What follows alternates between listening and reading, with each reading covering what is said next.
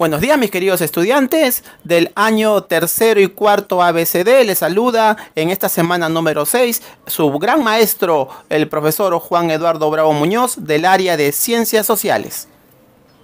La competencia que vamos a desarrollar el día de hoy es construye interpretaciones históricas. Ya sabemos en qué se basa, ¿verdad? En el análisis total de fuentes históricas. Y yo sé que vamos por buen camino.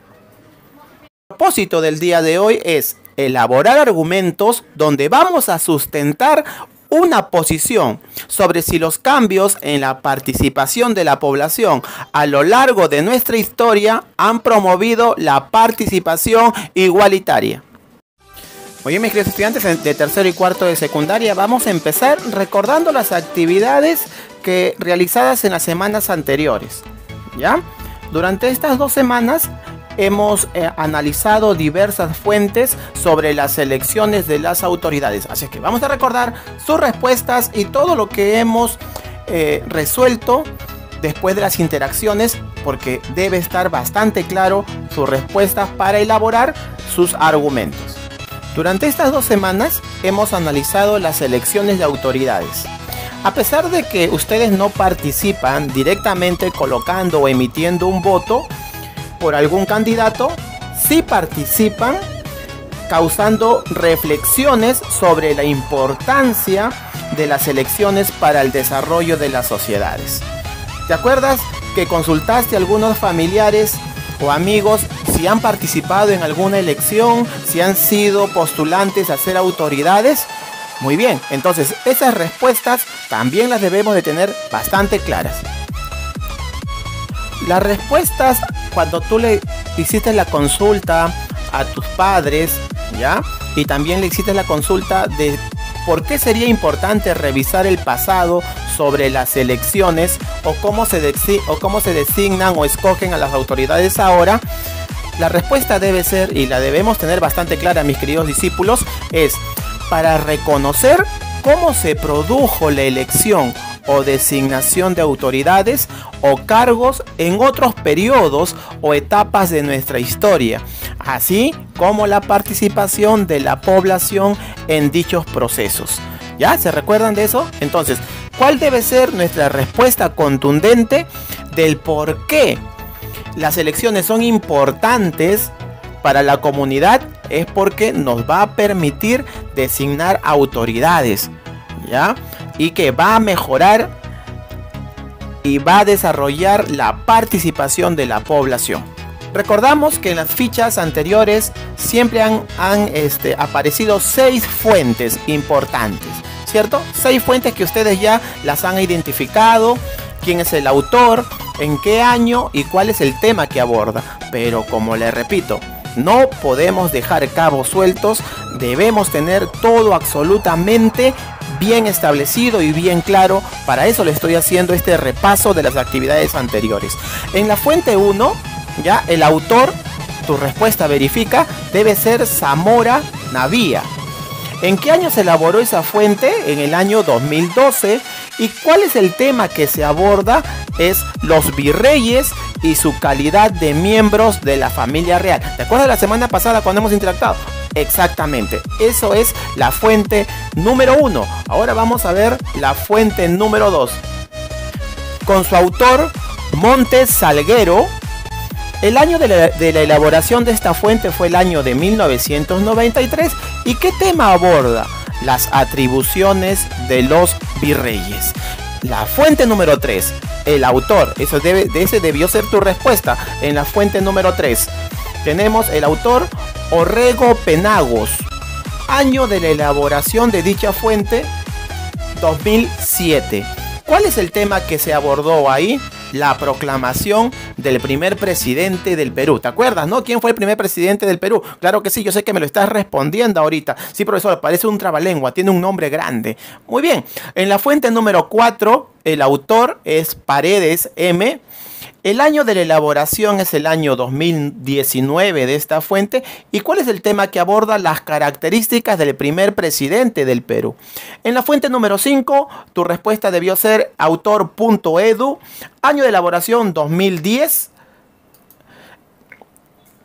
¿Cuál es el tema que aborda? los cambios en los procesos electorales en el Perú del siglo XX. Pasamos ahora a la última fuente, que es la fuente número 6, el autor Guardia S. Año de elaboración de esta fuente, 2015. ¿Cuál es el tema que aborda? La participación de las mujeres en las elecciones generales. Una pregunta que te vino ahí en tu ficha es: ¿en qué contenido coinciden estas 6 fuentes? Y tu respuesta clara debe ser: las fuentes coinciden en los diferentes procesos que se daban para la designación de autoridades. Todos los procesos distintos, las distintas formas de elegir para poder designar nuestras autoridades. También otra pregunta era: ¿qué otros contenidos ofrecen las fuentes? Ya mira, ve, las fuentes nos han permitido conocer el proceso de designación de virreyes en la época colonial. Y en la época republicana nos muestran cómo se desarrollaba el voto y los cambios que hubieron a lo largo del tiempo. Además, se incluye la primera participación de las mujeres en las elecciones generales. ¿Te acuerdas, no? Manuel Odría. ¿En qué año? Eso ya lo deben de dominar.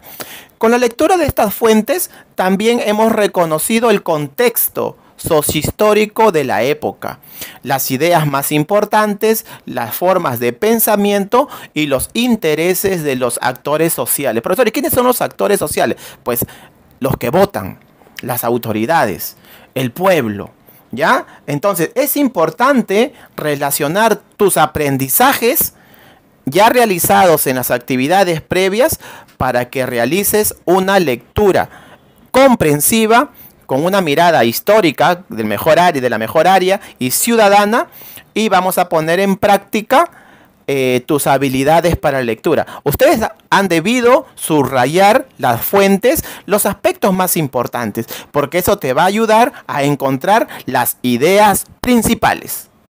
Y uno de los trabajos finales que hemos realizado la semana pasada era completar un cuadro de análisis, ¿cierto?, sobre cómo se designaban a las autoridades durante el virreinato e inicios de la República. También ya hemos establecido las semejanzas y diferencias acerca de la forma de la elección de autoridades, ¿ya? Y también cómo han cambiado en los procesos electorales en el siglo XX. Como sabemos, mis queridos estudiantes, hemos utilizado fuentes secundarias y ya se van a poder dar cuenta por qué, por las fechas en las que estas fuentes han sido creadas.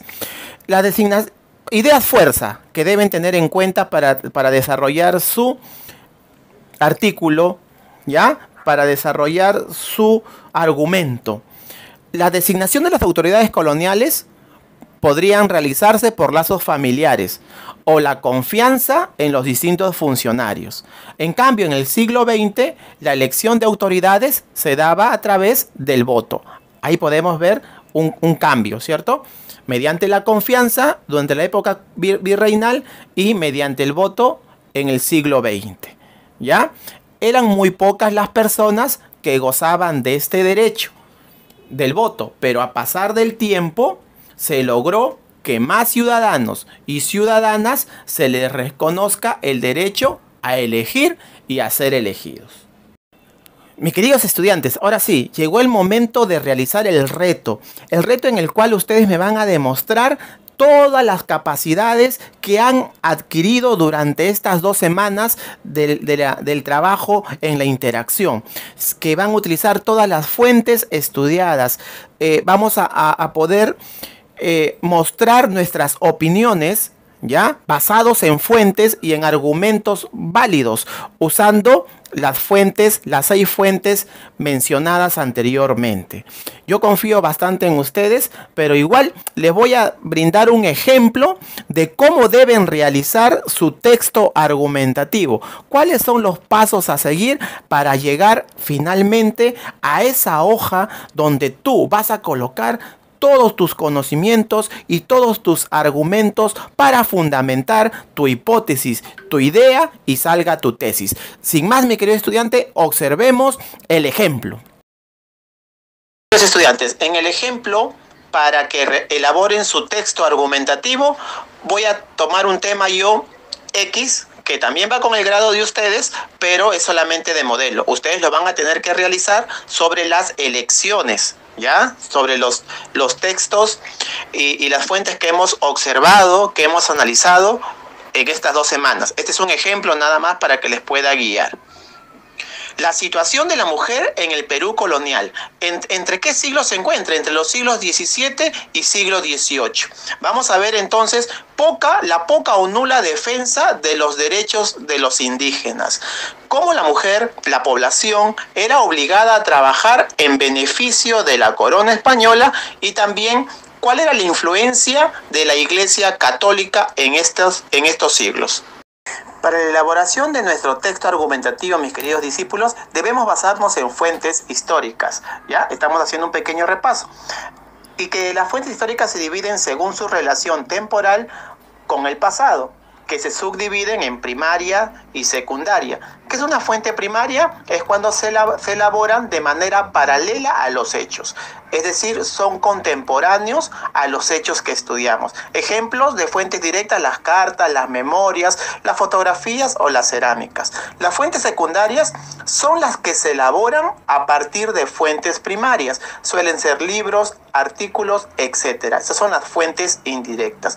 Las fuentes históricas también pueden ser según el tipo de información: orales, por ejemplo, los mitos, las leyendas; materiales, la cerámica, las construcciones; escritas, las cartas, los libros; audiovisuales, que son el último tipo de fuentes, que pueden ser los videos, las filmaciones, etc. Entonces, lo primero que debemos hacer es encontrar nuestras fuentes. ¿Y cuántas fuentes contamos para realizar nuestro texto argumentativo? Son 6. Para analizar la situación de la mujer en el Perú colonial, debemos de leer algunas fuentes.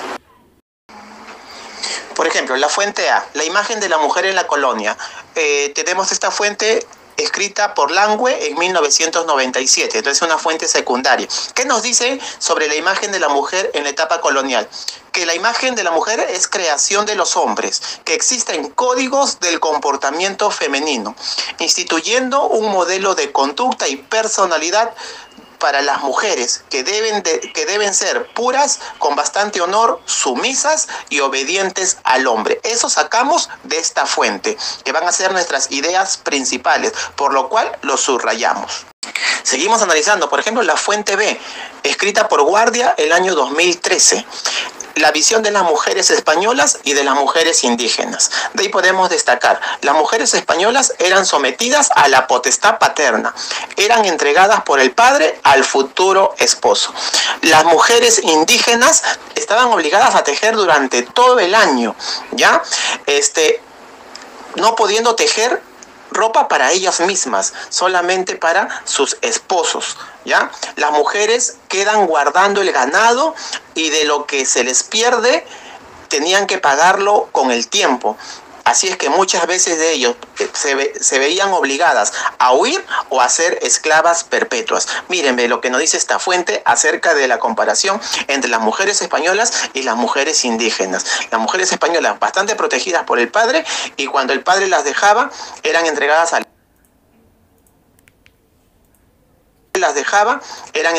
esposo. O sea, eran encargadas porque no podían estar solas. Miren ese pensamiento. Y en las mujeres indígenas eran obligadas a tejer todo el año y también a cuidar el ganado. Si se les perdía el ganado, prácticamente estaban condenadas a ser esclavas durante toda su vida, o si no, huir. Manarelli también nos ayuda con 2 fuentes del año 2004, la fuente C y la fuente D. En la fuente C nos hablan de las razones que sustentaban la inferioridad de las mujeres. Por ejemplo, las autoridades religiosas habían argumentado que las mujeres eran inferiores, porque mencionaban que eran fáciles vehículos de las obras del demonio. Por eso tenían que estar bajo la potestad, la tutela masculina, ya sea del padre o del esposo. En la fuente D nos hablan sobre el matrimonio, que también se implantó el matrimonio religioso y civil entre los indígenas, que lo utilizaban estas uniones para consolidar y afirmar su hegemonía. Guardia, el año 2013, en la fuente E, nos habla del matrimonio en la colonia. Dice que para contraer matrimonio las mujeres requerían del consentimiento paterno antes de los 25 años y una vez casadas quedaban bajo la protección legal del marido. Rosas, en el año 1998, en la fuente F, nos dice también el objetivo de la educación colonial que tenían, o sea, las educaban a las mujeres para ser mejores esposas y mejores madres. Abnegadas, la mujer tenía que ser abnegada, sumisa, débil, pero también bella y seductora. ¿Pero para deleitar a quién? Al hombre, para deleite del masculino. Manarelli, en el año 2004, nos dice en la fuente G de que también había diferencias entre las niñas blancas y las niñas mestizas, ¿ya? Que existían colegios para ambas razas, no podían estudiar juntas. Para las niñas blancas existía el colegio Santa Cruz de Atocha y para las niñas mestizas el colegio de Nuestra Señora del Carmen, ¿ya? Entonces miren, hasta en esa situación había diferencias entre las mismas mujeres. Y la universidad o la educación para las mujeres, solamente existían chicos y chicas, colegios y universidades destinados a los hombres de la élite, ¿ya? Influenciada por la sociedad europea y la cultura barroca. Para las mujeres solo había dos opciones: el matrimonio o las casas de recogimiento y los conventos. Solamente ahí podían adquirir algún tipo de estudio. O se casan o estaban en los conventos. Imagínense, chicas, esa época. El reto en este caso, mis queridos estudiantes, es elaborar un texto en el que se explica la situación de las mujeres en la sociedad del Perú colonial y se presentan argumentos que sustentan su posición. Recuerdo y repito, este es el ejemplo. Ustedes van a tener que elaborar un texto argumentativo en la que se explica las elecciones, ¿ya? O sea, todo lo que hemos tratado, la forma de elegir o designar a las autoridades en la época colonial y en la época republicana. Para lo cual te estoy colocando este ejemplo claro y preciso. Todos estos pasos tú tienes que seguirlo para elaborar un excelente texto argumentativo. ¿Qué criterios debes tener? Analizar las fuentes mencionadas, ¿ya? Encontrando coincidencias y contradicciones, distinguir las causas y consecuencias en el contexto histórico, explicar los cambios y permanencias respecto a la actualidad y realizar referencias a las fuentes utilizadas, es decir, mencionar las fuentes, siempre, mis queridos estudiantes. Entonces, podemos iniciar el texto con una introducción, el texto titulado El trato de las mujeres en el Perú colonial. ¿Ya? Ahí podemos colocar nuestra introducción. Las sociedades y las relaciones que existen entre sus actores van cambiando a lo largo de los años. Eso no ha sido la excepción para las mujeres en el Perú colonial, específicamente entre los siglos XVII y XVIII. ¿Ya? Ahí vamos a colocar nuestros argumentos, ¿ya? Las características de la época y los argumentos. Y considero que el trato a la mujer fue injusto. Mi otro argumento para demostrar la desigualdad que existía con la mujer es este, ¿no? Otro aspecto que lamentablemente permitió esta injusticia es la intervención de la Iglesia, como afirma Manarelli 2004. Entonces ahí hago la cita, ¿no? Esto quiere decir que explico la fuente y lo que yo he entendido, lo que yo creo acerca de mi argumento y mi postura. Ahí está, pues, ¿no? La fuente C, ¿no? Las autoridades religiosas habían argumentado la inferioridad de las mujeres, mencionando que son fáciles vehículos de las obras del demonio.